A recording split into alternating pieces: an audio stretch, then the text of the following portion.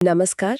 आज हम भारत के स्वतंत्रता दिवस यानी 15 अगस्त पर बात कर रहे हैं जी। और इसके लिए हमारे पास कुछ दिलचस्प लेख और नोट्स हैं जो आपने साझा किए हैं। हाँ। हमारा मकसद इन स्रोतों से ये समझना है कि 15 अगस्त आखिर भारत के लिए इतना खास क्यों है और इसकी कहानी में कौन से पहलू अक्सर नज़रअंदाज हो जाते हैं। तो चलिए इन दस्तावेजों के आधार पर सबसे पहले ये देखते हैं कि 15 अगस्त 1947 को हुआ क्या था असल में। हाँ, ये तारीख जैसा आपने कहा भारत के इतिहास में बहुत ही निर्णायक है। जैसा कि आपके नोट्स में भी विस्तार से बताया गया है, इसी दिन भारत को लगभग 200 साल के ब्रिटिश शासन से आज़ादी मिली थी। 200 साल, लंबा समय। जी हाँ, और इन लेखों में इस बात पर काफी जोर दिया गया है कि ये सिर्फ सत्ता का हस्तांतरण नहीं था। अच्छा। बल्कि एक लंबे और काफी कठिन संघर्ष का नतीजा था। इसकी शुरुआत तो बहुत पहले 1700 के दशक में ईस्ट इंडिया कंपनी के बढ़ते प्रभाव और फिर ब्रिटिश राज की स्थापना से हुई थी। और जाहिर है ये स्रोत बताते ही हैं कि ये आज़ादी इतनी आसानी से तो नहीं मिली। बिल्कुल नहीं। इसमें एक लेख 1857 की क्रांति को एक महत्वपूर्ण मोड़ बताता है। भले ही वो शायद उस वक्त कामयाब ना हुई हो पूरी तरह से।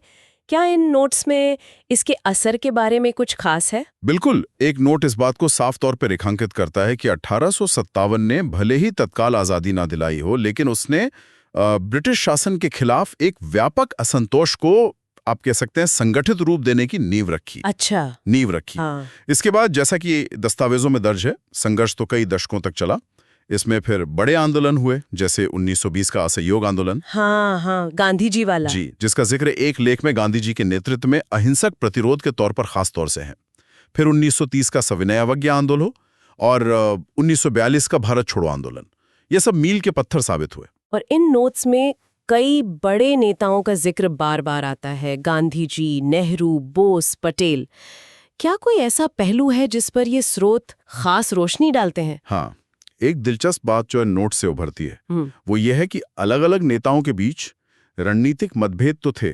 काफी थे। हाँ, वो तो थे, लेकिन आजादी के साझा लक्ष्य के प्रति उनकी एकजुटता कमाल की थी। उदाहरण के लिए एक लेख में सविनय अवज्ञा आंदोलन में महिलाओं की अप्रत्याशित रूप से बड़ी भागीदारी का विस्तृत वर्णन है। ये बात अक्सर मुख्यधारा के विमर्श से छूट जाती है। अरे वाह, ये जानना तो बहुत दिलचस्प है।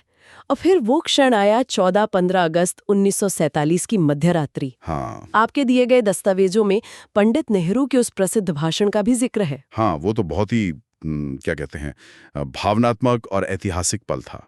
आपके नोट्स में उस रात के माहौल का बहुत अच्छा चित्रण है। नेहरू जी का लाल किले से दिया गया पहला भाषण, जिसमें उन्होंने कहा, जब दुनिया सो रही होगी, भारत जीवन और स्वतंत्रता के लिए जागेगा। वो सिर्फ एक राजनीतिक बयान नहीं था। नहीं, वो तो एक नए युग की शुरुआत का ऐलान था।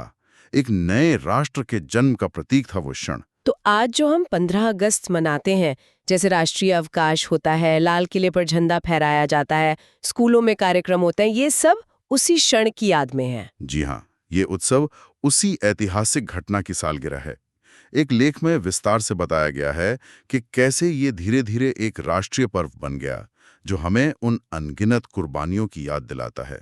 लेकिन महत्वपूर्ण बात यह भी है, और ये आपके नोट्स भी इशारा करते हैं, कि स्वतंत्रता का अर्थ सिर्फ राजनीतिक आजादी तक सीमित नहीं था। सही कहा, ये नोट्स सिर्फ अंग्रेजों से छुटकारा पाने की बात नहीं करते। तो फिर आज के संदर्भ में स्वतंत्रता के क्या मायने निकाले जा सकते हैं स्रोतों से? देखिए, इन दस्तावेजों का अगर सार देखें तो स्वतंत्रता का अर्थ है एक राष्ट्र के रूप में अपने फैसले खुद लेने की क्षमता। हाँ। लोकतंत्र, समानता और बंधुत्व जैसे मूल्यों को मजबूत करना, जो हमारे संविधान की आत्मा है। बिल्कुल। और इसका मतलब ये भी है कि स्वतंत्रता एक निरंतर चलने वाली प्रक्रिया है। निरंतर प्रक्रिया। हाँ, मतलब थोड़ा और समझाएंगे? मतलब ये कि आजादी का संघर्ष एक मायने में अभी खत्म नहीं हुआ। एक लेख साफ तौर पर इशारा करता है कि देश को आज भी जैसे भ्रष्टाचार, गरीबी, अशिक्षा और भेदभाव जैसी समस्याओं से आजाद कराने की जरूरत है। अच्छा, हाँ, ये बात तो है। और ये लड़ाई हम सबको मिलकर लड़नी है।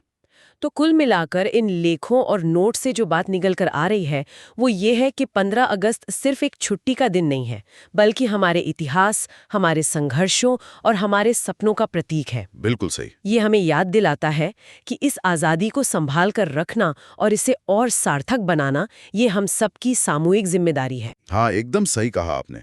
और शायद इन स्रोतों को पढ़ने के बाद एक सवाल हम सबके मन में उठना चाहिए कि व्यक्तिगत स्तर पर ये स्वतंत्रता हमारे लिए क्या मायने रखती है। सोचने वाली बात है। हाँ, कि हम आज के भारत में अपने रोजमर्रा के जीवन में इस स्वतंत्रता की भावना को कैसे जीवित रख सकते हैं और इसे इसे और मजबूत कैसे बना सकते हैं।